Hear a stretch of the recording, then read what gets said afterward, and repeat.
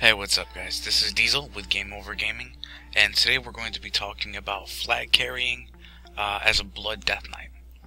Now, Death Knight to me kinda hits home because I'm a Death Knight. I have been since Wrath came out.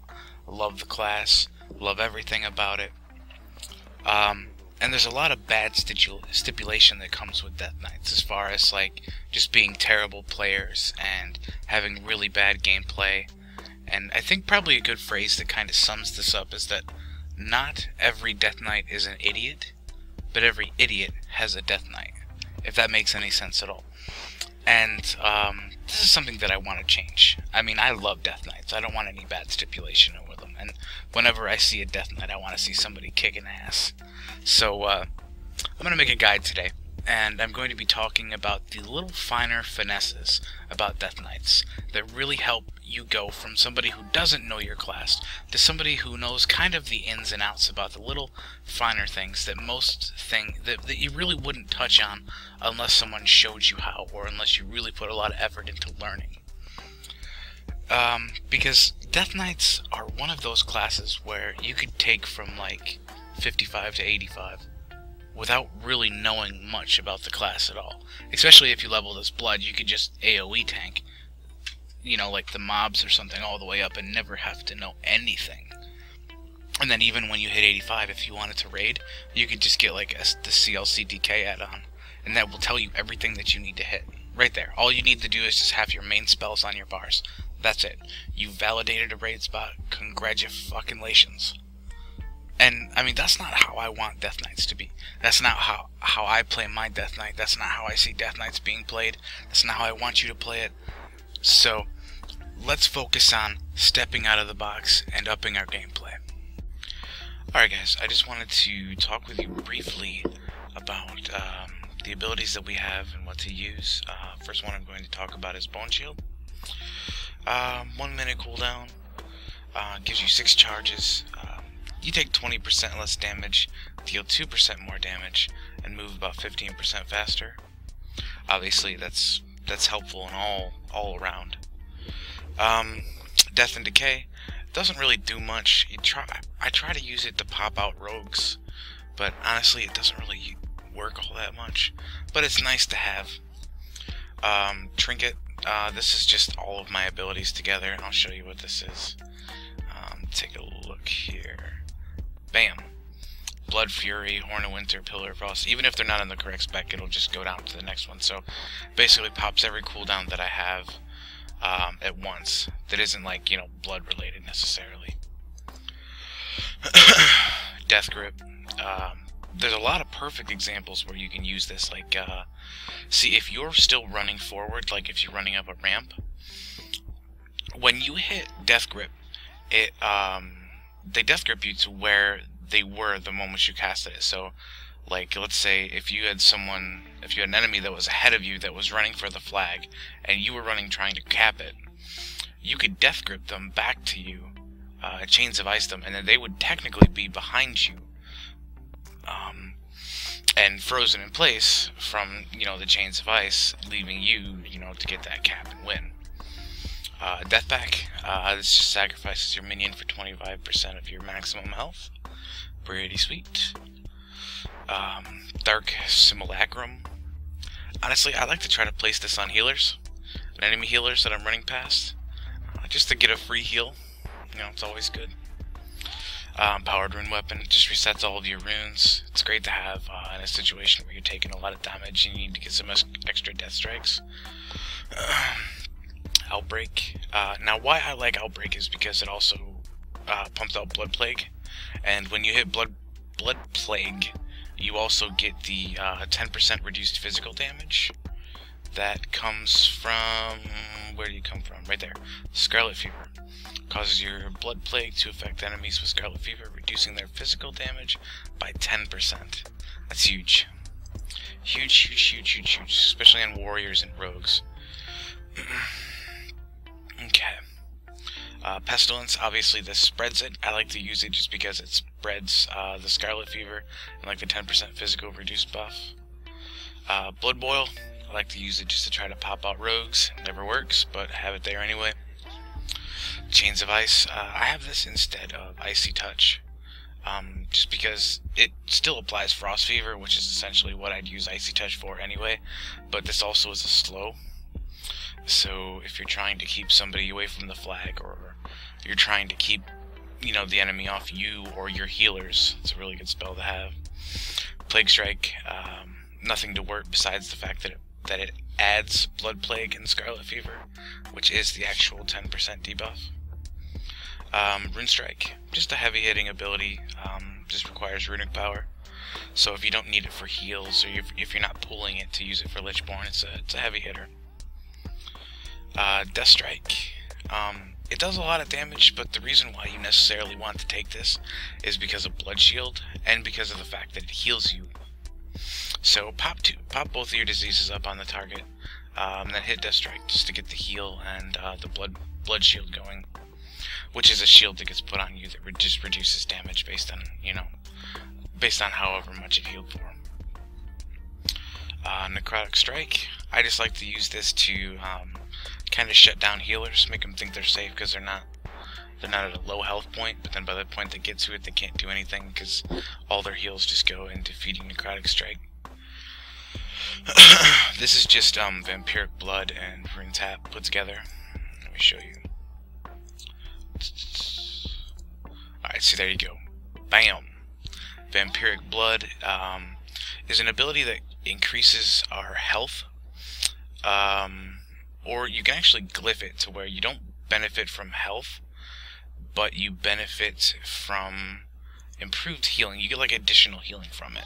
So it gives you 15% of your health and increases the amount healed by 25%.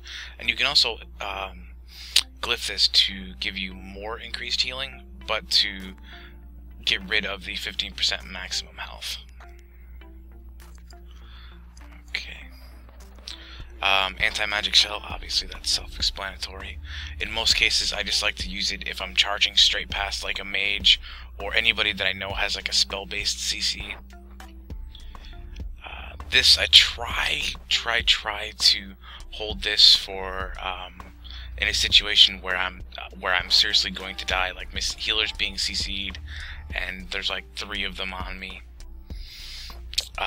This Heart Strike, it hits the main target and up to 2 additional targets, so it's a pretty heavy hitter. I don't necessarily use it just because I try to use my runes for other abilities, but it's always good if you're in a situation where you don't need to worry about your health. Scales of Life, this is the trinket that I use. I like it just because it's a free heal. Basically you store up healing. You can store up to 17,095, and then you can hit that trinket, which is bound to my Z key, and it just heals you whenever you want. It instantly heals you for the 17,095. Okay. Lichborn heal, which is just, you know, me, Lichborn, and then self-healing. Let me give you the macro just in case you don't have it. There we go. / cast Lichborn, target equal player, Death Coil. Alright, and then that's just Death Coil. It doesn't actually have to be on your bars unless you're going to use it offensively. I just like it because it's really the only ranged ability that I have at the moment. So I just like to keep it up there in case I don't need it to pull for Lichborn. Obviously these are your 2 big ones. I like to keep them together but easily accessible. So F is my Mind Freeze. It's easy. It's closer to my hand, so I use it on the ability that's more readily available.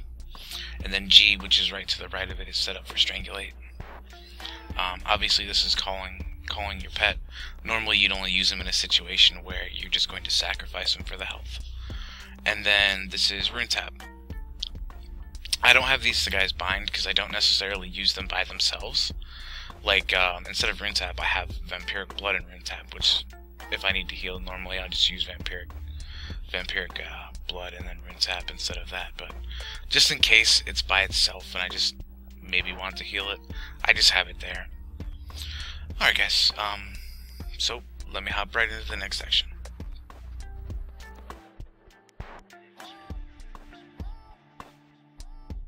Alright guys, in this section I'm going to be talking about how to gear, what stats you want, what you want to get away from, and then the difference between gemming for stamina versus Resil, and why each are kind of a preference, and why they're great and bad.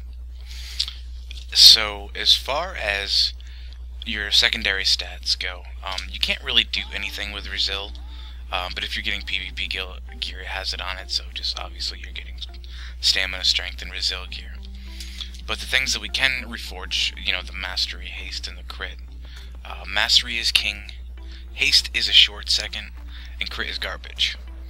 Mastery increases our blood shield whenever we death strike. The more Mastery you have, the larger shield that it gives you. Haste, the more haste we have, the faster our runes reset. And then Crit, obviously, that stands kind of for itself. But there's a lot of our heals that can't crit, and with as low base crit that we have, it's just a garbage ability to have. Now, there's two different ways to gear a Death Knight. A Death Knight only. This wouldn't work for any other class. But with Death Knights, all of our healing, all of our self-healing, is percentage based directly with our health. Like Death Pack, for example, is 25% of our maximum health. That's it right there. Bam, 25% of our health. It's the same with all of our abilities. They're all done percentage based on our health. So the more health you have, the more healing you get. So this leads me into the next topic of stamina versus Resil. Now with stamina, you get a larger health pool, which normally doesn't mean much, but just keep in mind that a larger health pool means that you do have to have more DPS done to you to die. Obviously, if you have 200,000 health, you need 200,000 points of damage done to you versus 150,000. And then the real big thing that I kind of like stamina, and I think stamina pulls ahead of just going for pure Resil, is that with Death Knights, it gives us improved healing, because obviously, as I talked before, the more health you have, the more you self-heal for. That's just how beautiful it works. Obviously, you could go for Resil, which is just jamming full Resil, getting as much as it is possible, just to increase your mitigation done by all players and all of their abilities.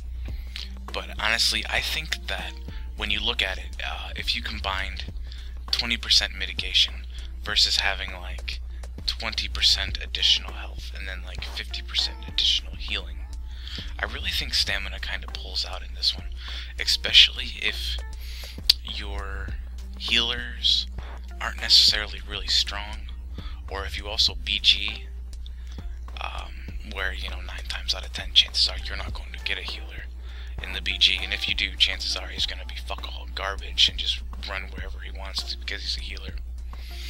I mean, half the healers I see, they flag carry. They went wholly to flag carry. Which honestly, I think as far as paladins are concerned, Holy Paladin is probably a better flag carrier than a prot one does. But I mean, that's, besides the point.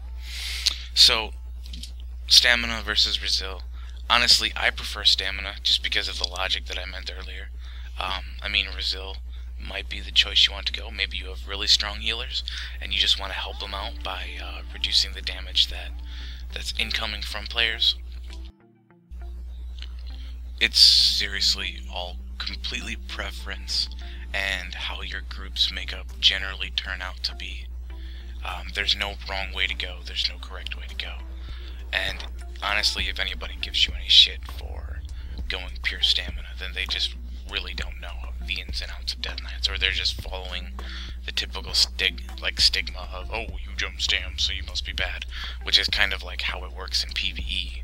Alright, now hopping into the do's and don'ts of Death Knight tanking.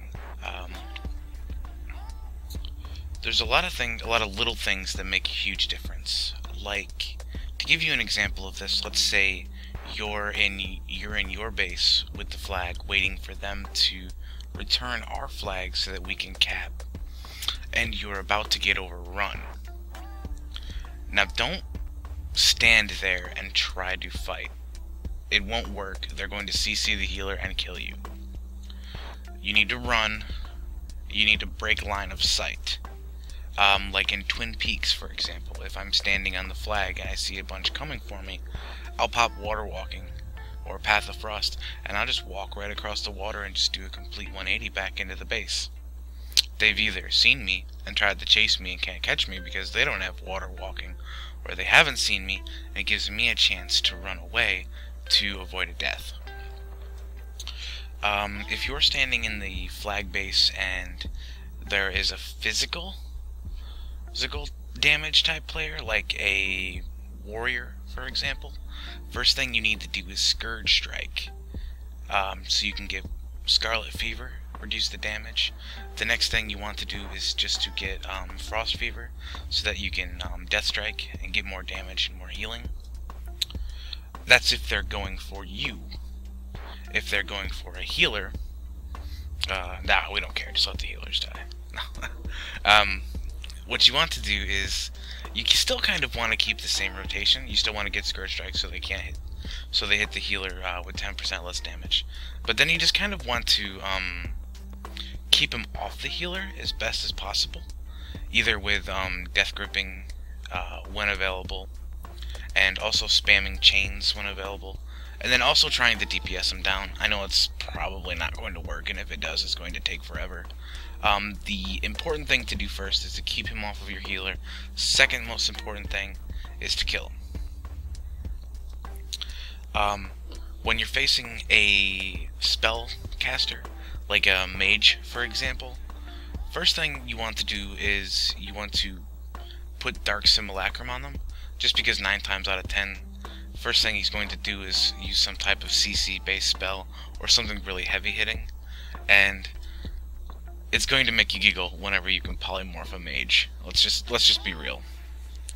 And getting past that, okay, so you got the next thing that you want to do is whenever he's getting ready to cast a big ability, you want to use AMS. If AMS is on cooldown, Death Grip him. If they're both on cooldown, what you want to do is you want to be trying to get rid of the gaps, so that when he is casting something on you, you can be getting behind him.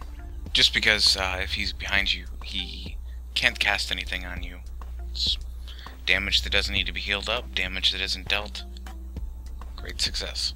Also, don't forget about your interrupts. Obviously, if you're behind him, you don't necessarily need to interrupt him. But Strangulate, if you can catch him casting, is a pretty good kick in the pants. Alright guys, that's going to be it for the guide. I just wanted to keep it short and sweet. I didn't want to go into weeks and weeks of like weird editing and here's what happens here, here's what happens here. Because I want to do different types of guides and then get your guys' opinion about which one is better. Whether you just like this type where it's basically me talking, maybe adding some words in, or if you like the Resto Druid guide where I really kind of go into details with showing you what abilities to do, what not to do. I give you them in order with the arrow markers. What do you want? That's kind of what I want to know. I have no problem doing either. Anything that makes you guys happy makes me happy. And to be honest, I'm just kind of tired of like the bullshit guides. So whenever I can just kind of knock one of these guides out of the park and create something that's really decent, always makes me happy. So please like and subscribe. Please like and subscribe. I really need to get some exposure. I'm not sure what guide I'm going to be doing next. I was thinking maybe making money via alchemy and herb.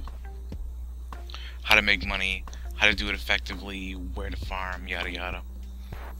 Or I could do an arms warrior guide, balanced druid. Eventually I'm going to be doing all the guides. I'm just not sure which one I want to do next. Maybe you guys could toss me some advice and help me out.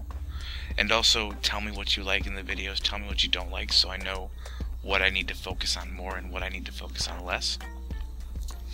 Alright, as always, you are in my heart, and I'd love to hear back from you guys. Please get a hold of me, either in-game on the Moonguard server, or via my YouTube channel.